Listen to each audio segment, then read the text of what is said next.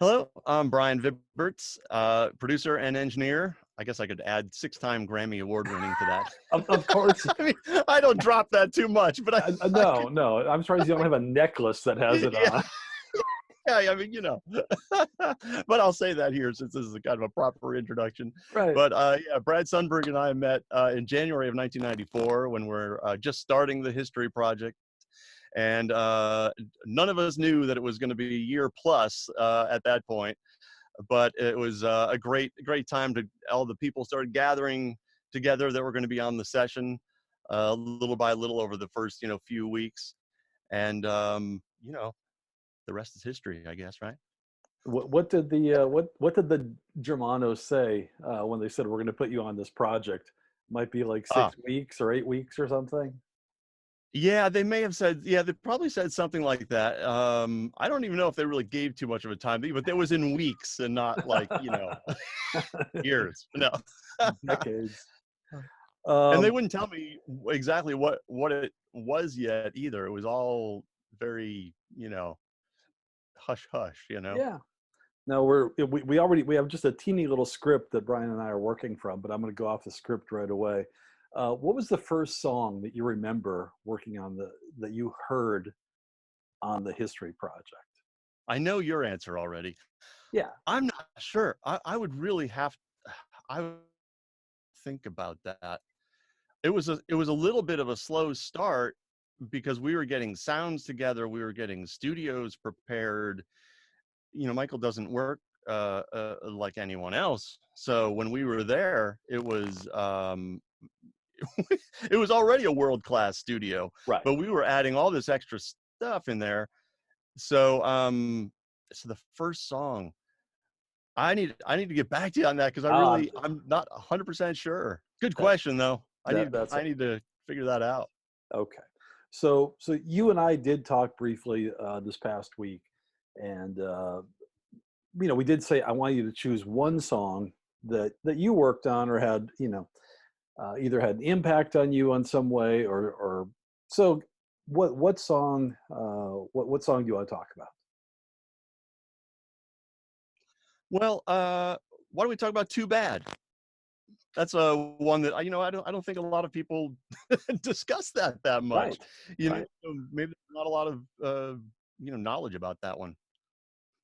So what are your I mean, the project was so big, but when do you Yeah. remember? When did we start working on Too Bad? Do you remember? Was it like in the first, the first semester, That, the second sem? it it was I think it was kind of middle of 94. Okay. Um I don't know, beginning like spring, I think, spring of Yeah. 94, I would say. Um because it really just started with a groove, and then I know Michael was part of that groove with some beatboxing with just like the doom chicka chicka chicka, that stuff, Right. doom chicka chicka chicka. And then Bruce Swedien and Renee Moore started continuing building that groove. So and that was being built in Studio D of the Hit Factory. And so for a long time, it was really just a groove. Then that's the funny part about this Right. is that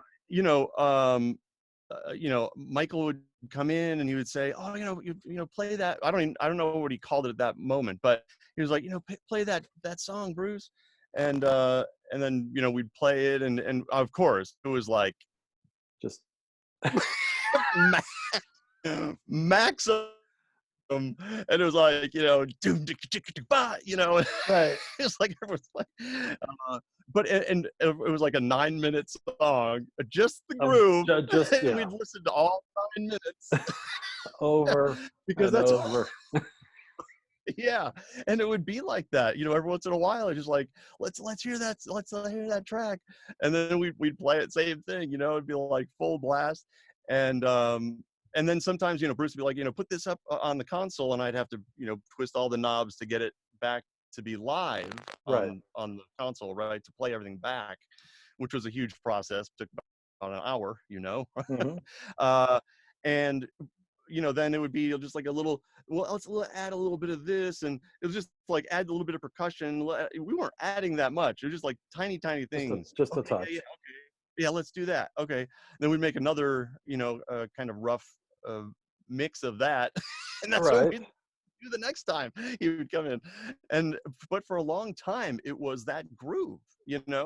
And but it's interesting because the people that later came in on it was like, Dallas Austin and Jimmy Jam and Terry Lewis, and so there's actually kind of a lot of people involved as it progressed. But Right. for a long time, it was that groove, and everyone loved it. Yeah. Michael dancing in the control room, and that's why I think it kind of has a bit of a special memory for that one. All the songs do, really, as you know. But yeah, just has having Michael, and then after a while, like Bruce dancing. Bruce didn't dance.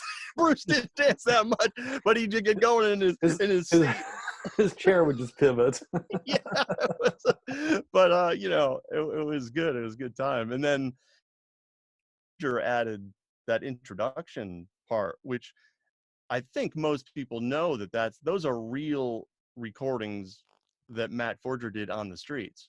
Right. These aren't people that we had come in to the studio. You say this line, or you guys just talk about this. There was none of that. It was like he went to the streets and got real recordings of people. That wasn't actors, Right. which I think is very cool. And I can't remember. Did he do that in New York or in LA? Do you remember? I think he did it in New York. Yeah, I think he may have done it in both places, but I think he did it in New York. He did Yeah. several in New York and continued then in LA. Right. Right. He used Yeah. to Third Street Promenade in LA, and with a giant furry microphone and sticking. I'm like, Matt, you're crazy. So do you remember when Yeah, I know. Do you remember when Michael did the lead? Did Michael do the background vocals first or the lead vocal? I'm sure he did. On that one, I think it may have been the background vocals. Right. It seemed to me like on that one, which is unlike others, that it was taking a while for the words to get written. That's just my feeling. Well, you know that was every song. Michael didn't write the lead vocal until 2 minutes before he was going to sing it. But on that one, I'm playing it in my head. I can't play it, here because we'll get in trouble. But it's not. There's not a lot of harmonies in that one. It's the backgrounds are pretty straight. As I it's recall. just like unison. You think it was singing like the hook. you think it was like 8 tracks or something like that? Yeah, I think we just started with something simple at first. It may have expanded later on, but it was just something to that one just like slowly progressed. Right. And then it might have gone back on the shelf for a little bit, and then it would come back. One of those. Do you remember But that groove is just infectious. Right. It's so great.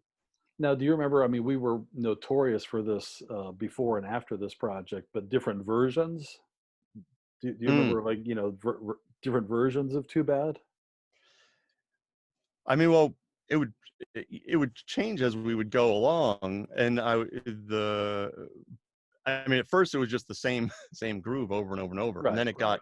started getting changed into more of an arrangement. So in that way, yeah, there were some different versions, but I don't think it changed that not that much, not like some other songs. Right. Right. Right. Okay. Yeah. And what are just some memories of Michael doing, like, the lead vocal? I mean, you were there. You probably recorded, some of it. Right. For people that have no idea what it's like to be with Michael Jackson in a studio, just Mm. kind of give a quick little synopsis of what it's like when Michael's going to do a lead vocal from your perspective. Right. Yeah. Everything was, certain specifications, which is not unusual because a lot of artists have the same thing of what they want in the room with them, how they want the lighting, how they want the temperature in the room. It was dark, it was hot for him. It was usually just the music stand light, but there was, water there and some tissue, whatever, some stuff there, hot water, of course, Right. extra hot water. And so that was kind of always the same. It was like if we knew there was a vocal going to be done, no matter what song, we knew what to prepare to get it ready for him. Because obviously, when the artist comes in, he, while we're doing all that stuff, most of the time he was doing, vocal exercises and Right. warm ups and like really properly getting ready to sing. Hmm. I would have to say not many people do that these days. There Right. are the pros that do, but I mean, I don't hear of that in the studio doing warm-ups and all that kind of thing. I don't hear about that much. So Michael was really, really, um, on top of it in that way, being ready. But then, he comes in, there's really only a few people in the room, only people that need to be there. And then he would sing the whole song, usually top to bottom. Sometimes we'd skip around a little, but usually he would sing it as a performance. Right. But, it was always his singing, as I look back and think about it, more now, always like very rhythmic. And I think that adds to that dance flavor, Hmm. you know? So, but he wouldn't sing it that many times. Um, or if you want to do more, then it would be like, okay, we'll just do more another day. Right. We'd do the same thing another day if he felt like, didn't really get what he wanted to get out of his performance. But uh, yeah, that's kind of the usual vocal recording. Right. That makes sense? Well, yeah. I mean, I like to hear it from you. So no, so Yeah. that's perfect. Again, just for people that have never been there before, Brian mentioned the studio is hot. Michael likes it hot.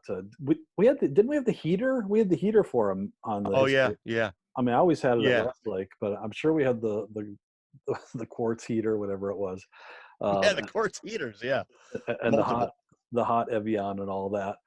Um, and then, do you remember? Did he? I mean, most of the lyrics, he'd usually handwrite them. It would just be like on a Yeah. yellow legal pad. He'd Yeah, that's right, literally like be yellow writing them legal pad. right before right before he's going to sing them.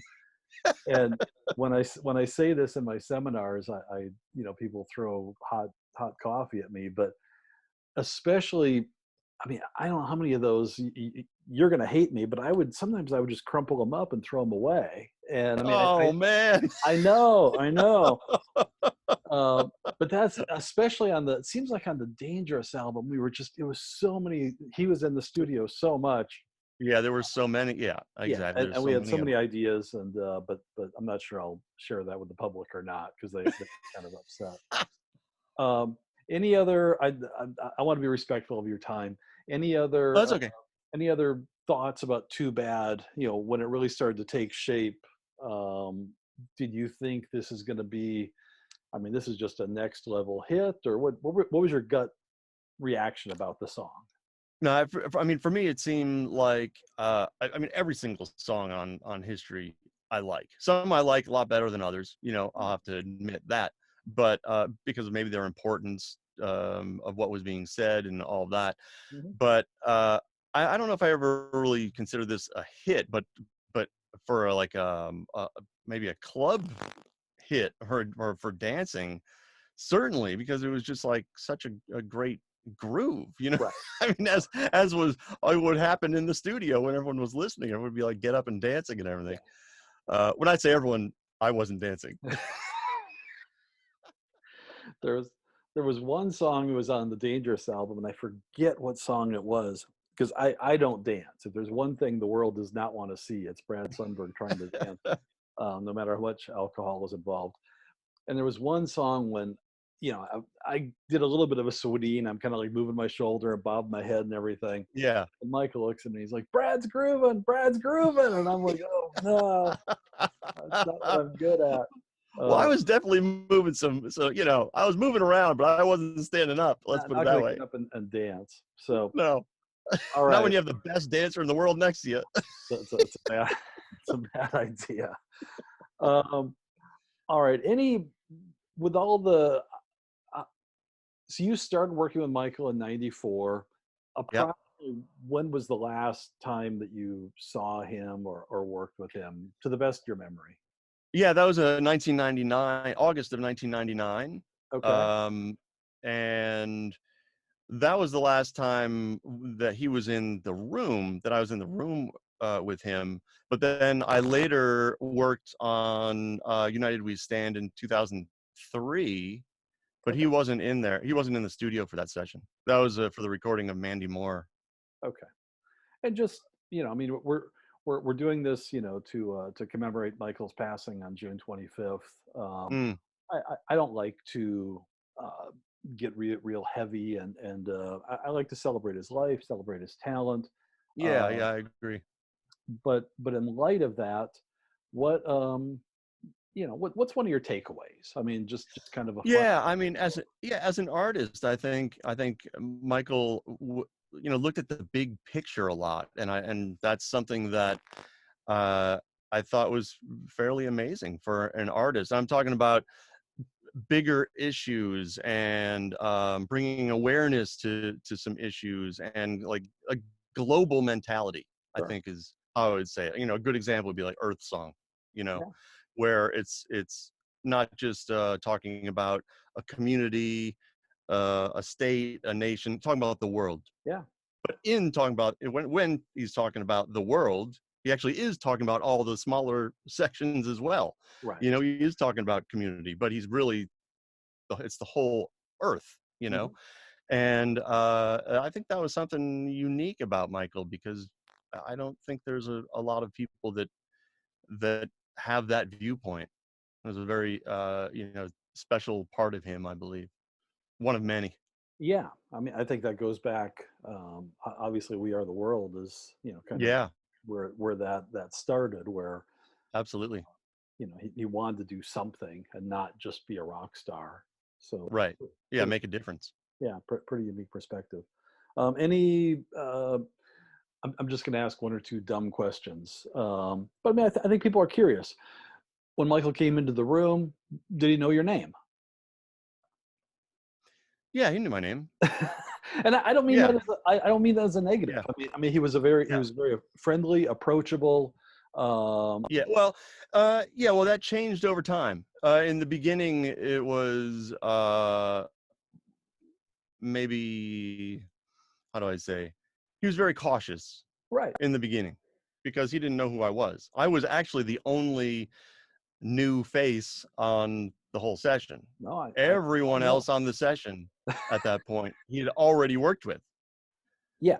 So We I yeah, was the we only new yeah, we guy had all at first. and for people that don't really know the whole backstory, we were kind of a camp that came from LA and went to New York to do this project. Uh, One of the reasons was because of the '94 earthquake in Northridge, and Michael got really Right. freaked out by that.